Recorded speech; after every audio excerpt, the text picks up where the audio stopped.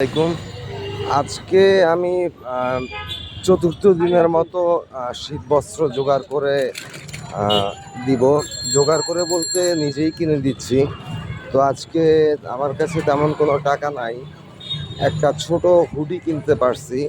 একটা বাচ্চা আছে যার বয়স হচ্ছে 8 বছর। তো তার জন্য একটা হুডি কিনছি আর পায়ের জন্য মোজা কিনছি। তো আমি তার কাছে নিয়ে যাব। তাকে সচরাচর পাওয়া যায় না, খালি রাতে ঘুমানোর সময় সে ফুট ওভার ব্রিজের নিচে যায়। তো আমি আজকে রাতে তাকে এটা দিব। তো আমি মাত্রই এইটা কিনলাম আপনার বসুন্ধরা গেট থেকে। তো দেখা যাক, আমি ওকে দিব। আর এর মাঝখানে আপনাদের বলে রাখি, আপনারা যদি কেউ সাহায্য করতে চান তাহলে আমাকে সাহায্য করতে পারেন। আমি তাদেরকে যতটা সম্ভব আর কি সাহায্য করি, এবং এখন পর্যন্ত আমি তাদেরকে কম্বল, জামা কাপড় এগুলো দিয়েছি। কম্বল নিজে কিনে দিয়েছে, একটা কম্বলের দাম 350 টাকা। জামা কাপড় আমি সংগ্রহ করে দিছি। 3টা জ্যাকেট আমি কিনে দিছি, একটা জ্যাকেট আমি নিজের গাড়ি থেকে খুলে দিছি। আর বাকিগুলো হচ্ছে যে আমি সংগ্রহ করে দিয়েছি আর কি, আমার পরিচিত যারা আছে তাদের কাছ থেকে আমি সংগ্রহ করে দিয়েছি। তো আজকে আমি তেমন কারোর কাছ থেকে সংগ্রহ করতে পারিনি। তো যেহেতু আমি আর কি প্রত্যেক দিনই দেওয়ার একটা নিয়ত করেছি, তাই আমি নিজের পকেট থেকে সামান্য কিছু টাকা খরচ করে আমি একটা হুডি কিনেছি এবং একজোড়া মোজা কিনেছি বাচ্চাটাকে দেওয়ার জন্য। আপনারা যদি কেউ সাহায্য করতে চান তাহলে ইউ আর মোস্ট ওয়েলকাম। আপনারা সাহায্য করতে পারেন। আমি আমার কমেন্ট বক্সে আপনাদেরকে আমার সাহায্য করার যেই অ্যাকাউন্ট নাম্বার সেটা শেয়ার করে দিব। তো আশা করি যে আপনারা শীতের সময় বাচ্চাগুলোর পাশে থাকবেন। এবং একটা কথা বলে রাখি যে আসলে এর মাঝখানে অনেকেই শীত বস্ত্র বিতরণের নামে টাকা চাচ্ছে, শুধুমাত্র টাকা চাচ্ছে, জামা কাপড় চাচ্ছে না। তা আমি আপনাদেরকে রিকোয়েস্ট করব যে আপনারা প্রয়োজনে নিজে যেয়ে তাদেরকে সাহায্য করেন, অথবা যারা আসলেই কাজ করছে তাদেরকে দিন, যাতে তারা পৌঁছে দিতে পারে। কারণ একমাত্র তারাই জানে যে কোথায় নিডি পিপল আছে।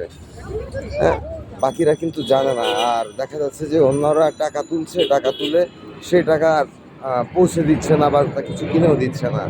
তা আপনাদের টাকাগুলো আসলে যে উদ্দেশ্যে দিচ্ছেন সেই উদ্দেশ্যটা সাধন হচ্ছে না। তো ধন্যবাদ সবাইকে আমার ভিডিওটা দেখার জন্য। যদি আমার কাজ আপনাদের ভালো লেগে থাকে তাহলে আমার ভিডিওটা শেয়ার করবেন, আমার চ্যানেলটিকে সাবস্ক্রাইব করবেন, যাতে আমার কাজগুলো আপনারা দেখতে পারেন, এবং গঠনমূলক সমালোচনা করবেন যাতে আমি ভালো কিছু করতে পারি। আর এভাবে করে আসলে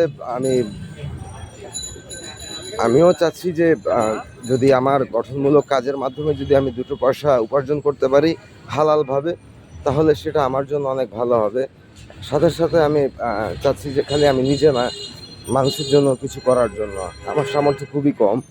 তো এই কম সামর্থ্য নিয়ে আমি যতটুকু সম্ভব মানুষের পাশে দাঁড়ানোর চেষ্টা করছি। এখন পর্যন্ত অনেকেই আমার নামে অনেক কথা বলেছে, হ্যাঁ, কিন্তু আমি আসলে কারো কথা সেভাবে করে কষ্ট পাই না। কারণ কি, যে আসলে সমালোচনাকে যদি পজিটিভলি নেওয়া যায় তাহলে সেটা আসলে কল্যাণই বয়ে আনে।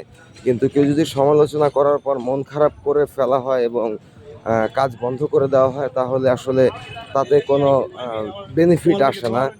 আর একটা কথা সবসময় মনে রাখবেন যে যার বিরুদ্ধে কোনো সমালোচনা হয় না, ধরে নেবেন যে সে আসলে কিছুই করছে না। যে কিছু করছে তার সম্পর্কে আলোচনা সমালোচনা হবে। যে সমালোচনার ঊর্ধ্বে সে কোনো কাজকর্মই করে না। তো আমি আমার কাছে সত্যি বলতে 300 টাকা ছিল। তো 300 টাকার মধ্যে আমি 280 টাকা দিয়ে একটা হুডি কিনেছি এবং 20 টাকা দিয়ে এক জোড়া মোজা কিনেছি। তো বাচ্চাটাকে আমি দিব। আপনারা যদি জামা কাপড় দিতে চান তাহলে আমার ভিডিওর কমেন্টে এসে আপনাদের বিস্তারিত জানান, আমি আপনাদের কাছে যে জামা কাপড় সংগ্রহ করব।